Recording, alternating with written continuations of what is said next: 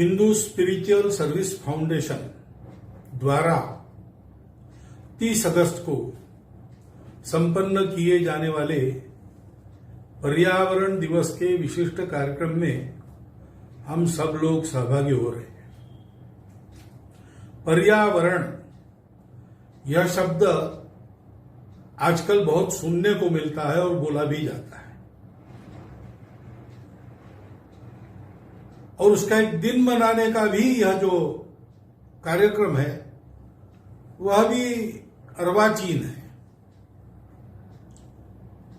उसका कारण है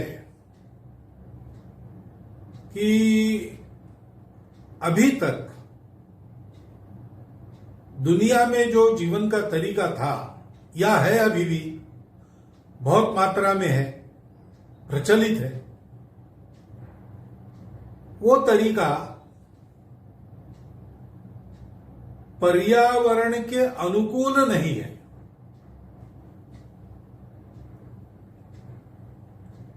वो तरीका प्रकृति को जीतकर मनुष्य को जीना है, ऐसा मानता है। वो तरीका प्रकृति मनुष्य के उपभोग के लिए है। प्रकृति का कोई दायित्व मनुष्य पर नहीं है, मनुष्य का पूरा अधिकार प्रकृति पर है, ऐसा मानकर जीवन को चलाने वाला वो तरीका है। और ऐसा हम गत 200 साल से जी रहे हैं, 250 साल से जी रहे हैं। उसके दुष्परिणाम अब सामने आ रहे हैं, उसकी भयावहता अब लोगों को दिख रही है। ऐसे ही चला तो इस सृष्टि में जीने के लिए हम लोग नहीं रहेंगे, अथवा यह भी हो सकता है कि यह सृष्टि ही नहीं रहेगी। और इसलिए मनुष्य विचार करने लगा, तो उसको लगा कि इस पर्यावरण का संरक्षण होना चाहिए और इसलिए पर्यावरण दिवस मनाना चाहिए। परंतु यह हो गई आजकल, विशेषकर 2000 वर्ष पुराने समय से प्रचलित और विशेषकर पिछले 300 वर्षों में अधिक भटका हुआ ऐसा जो तरीका हमने अपनाया, उसकी बात हुई। लेकिन भारत का हमारा तरीका एकदम भिन्न है। अस्तित्व के सत्य को हमारे पूर्वजों ने उसकी पूर्णता में समझ लिया, और तब से उन्होंने ये समझा कि हम भी पूरे प्रकृति के एक अंग हैं। शरीर में जैसे शरीर के सब अंग काम करते हैं तब शरीर चलता है, और जब तक शरीर चलता है तब तक ही शरीर का कोई अंग चल पाता है। शरीर में प्राण नहीं रहा तो हृदय बंद होता है, थोड़ी देर में दिमाग भी काम करना बंद कर देता है, सबसे आखिरी में अंतड़ियों के स्नायु बंद हो जाते हैं, लेकिन सभी अवयव काम करना छोड़ देते हैं, मर जाते हैं। शरीर अंगों के कार्य पर निर्भर है, अंग शरीर से मिलने वाली प्राणिक ऊर्जा पर निर्भर है। यह परस्पर संबंध सृष्टि का हमसे है, हम उसके अंग है। सृष्टि का पोषण हमारा कर्तव्य है। अपने प्राण धारणा के लिए हम सृष्टि से कुछ लेते हैं, शोषण नहीं करते, सृष्टि का दोहन करते हैं। यह जीने का तरीका हमारे पूर्वजों ने समझा, और केवल एक दिन के नाते नहीं, एक डे के नाते नहीं, तो पूरे जीवन में उसको रचा पचा लिया। हमारे यहां ये स्वाभाविक कहा जाता है कि भाई शाम को पेड़ों को मत छेड़ो, पेड़ सो जाते हैं। पेड़ों में भी जीव है, जीव सृष्टि का वो हिस्सा है। जैसे एनिमल किंगडम है वैसे प्लांट किंगडम है। ये आधुनिक विज्ञान का ज्ञान हमारे पास आने के हजारों वर्ष पहले से हमारे देश का सामान्य अनपढ़ आदमी भी जानता है, पेड़ों को शाम को छेड़ना नहीं चाहिए। अपने जीवन के तरीके में क्या करना क्या रहना सारा अनुस्यूत है।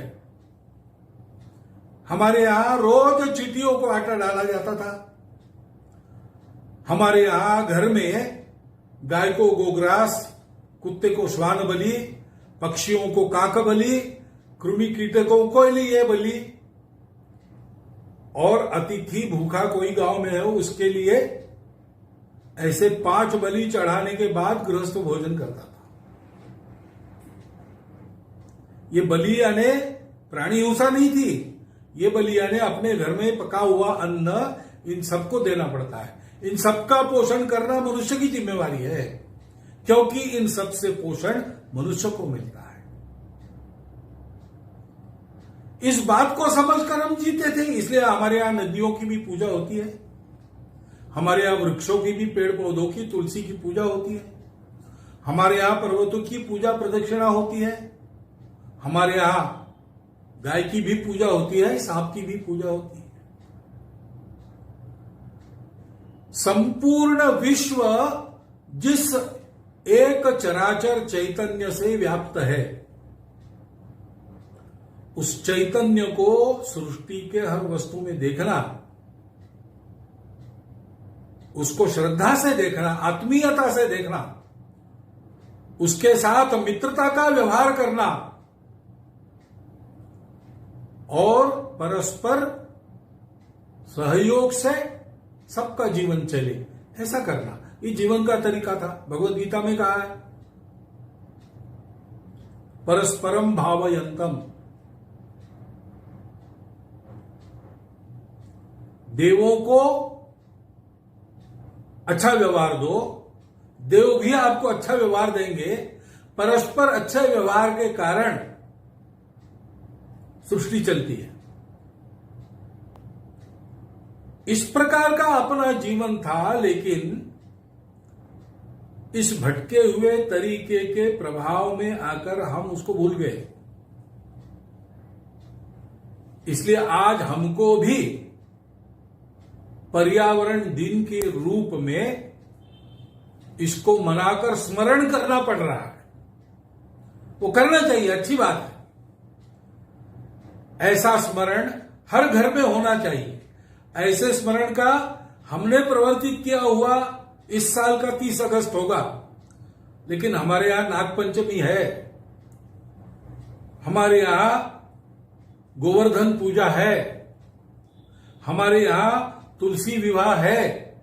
इन सारे दिनों को मनाते हुए, आज के संदर्भ में उचित ढंग से मनाते हुए, हम सब लोगों को इस संस्कार को अपने पूरे जीवन में पुनर्जीवित और पुनर्संचरित करना है, जिससे नई पीढ़ी भी उसको सीखेगी, उस भाव को सीखेगी। हम भी इस प्रकृति के एक घटक है। हमको प्रकृति से पोषण पाना है, प्रकृति को जीतना नहीं। हमको स्वयं प्रकृति से पोषण पाकर प्रकृति को जिलाते रहना है।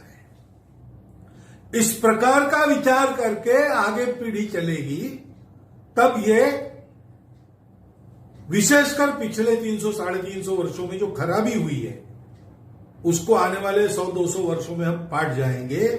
सृष्टि सुरक्षित होती, मानव जाति सुरक्षित होगी, जीवन सुंदर होगा। इस दिन को मनाते समय ये केवल कोई अपना एक मनोरंजन का कार्यक्रम हम कर रहे हैं ऐसा भाव न रखते हुए, संपूर्ण सृष्टि के पोषण के लिए, अपने जीवन को सुंदरता पूर्ण बनाने के लिए, सबकी उन्नति के लिए हम ये काम कर रहे हैं, ऐसा हमको भाव मन में रखना चाहिए। और आंखें खोलकर इस एक दिन का संदेश साल भर पूरे जीवन में छोटी छोटी बातों का विचार करते हुए अपने आचरण में उतारना चाहिए, ऐसा मुझे लगता है। इस चिंतन को आपके विचार के लिए आपके सामने रखता हूं। इस दिवस की आपको शुभकामनाएं देता हूं और मेरा कथन समाप्त करता हूं।